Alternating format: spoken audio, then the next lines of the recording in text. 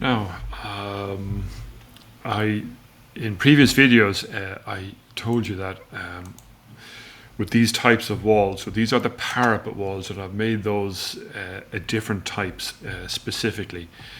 And one of the main reasons I've done that is I'm going to show you now how to get a parapet capping on here. So you've done this various different ways. We've done in place masses, in place components, and that type of stuff. But there's too many walls to be messing around with that this time around. You can see there's walls here, there's walls there, and there's walls around the corner as well. So what I'm going to do is this. I'm going to pick this example of this particular wall, go into edit type, to edit structure. Now your preview is generally closed by default, so open up your preview, swap it from plan type to section type, and zoom in up to the top up here. Okay, that's the first thing you're going to do. Then you're going to add a sweep in. Now, so what you're doing is you're adding a sweep, and a sweep is basically a profile that sweeps along the wall. Okay, it uses the wall as a host. So this little set of tools in here is really handy on certain occasions. So what we need to do is to add in a line, right? We're adding in a profile line here. We can go in and say load profile here as well, so you can go and find where you've got your profiles stored, whatever else. And then to get a profile in here, you need to hit the drop down box here and find your profile. So this is one that I made some time ago, and it's called a metal coping 420 by 45. Okay, now go straight up to from, so it's going to be from the top. Now hit apply, and you can see over here that it's appeared. Now what I need to do is to maneuver it into position. So the offset will be maybe something like 225, minus 225, apply, and I got it across there. The distance I'm going to put in is a minus 40, apply, and yeah, that's not bad in there.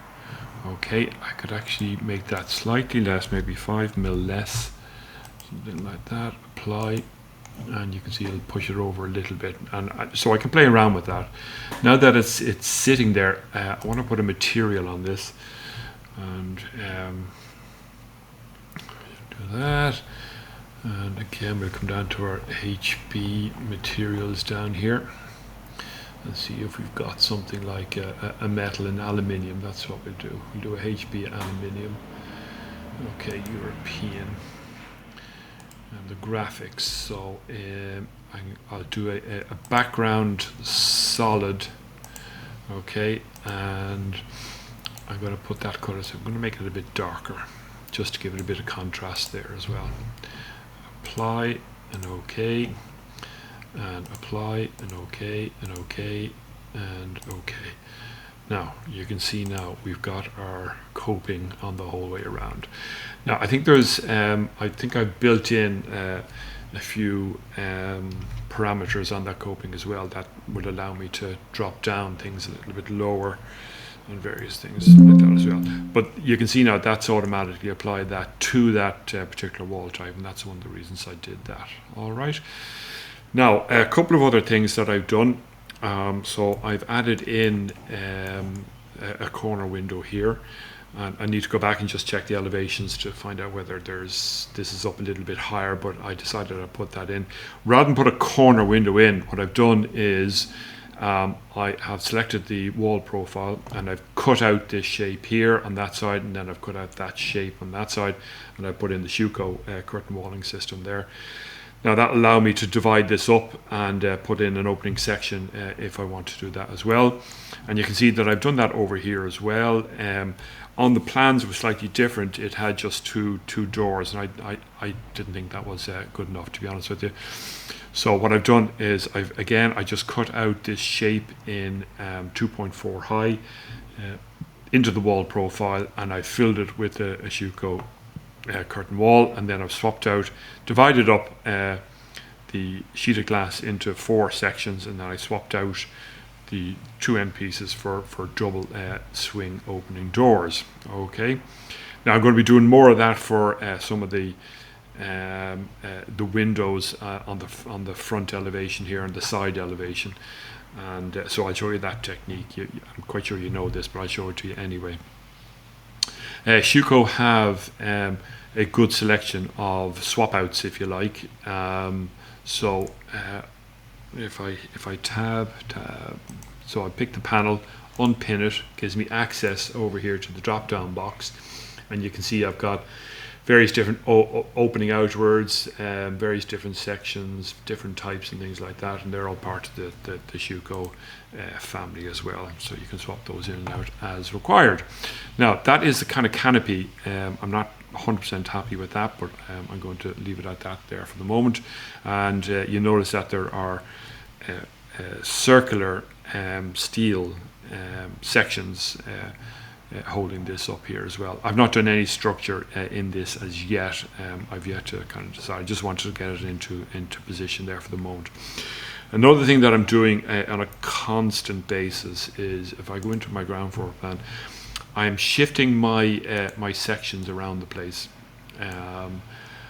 because I'm just double checking and making sure. Sometimes the walls slip and things like that. I just want to make sure that, that you know that wall is sitting directly on top of that it hasn't shifted one way or the other.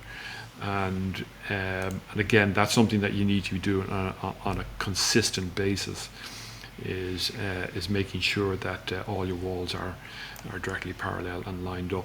I've got my doors in place as well here, most of my external doors, and I've just used some, I put in a kind of a grey material there, because some of these will need to be hard wearing type of doors as well. And that's that. Let's just go back into the ground floor plan and take a look at some of the sections here. So that's a section through, and I was particularly interested in what's happening here. So you can see there's my capping now in place, which is great. And I've got an external floor happening here with paving slabs and things like that. So I have to go back into the plan to make sure to see if there's drawers coming out here. I actually dropped down the level of this a little bit lower, because if people are walking out here, then don't be banging your head off that roof there either. Okay, so that's roughly where I am at the moment. The other thing I've been doing is I have been populating my construction notes. Okay, so you can see here now I've got my services, doors, stairs, membranes, windows, doors, all sorts of things here. So I've been populating all of those, and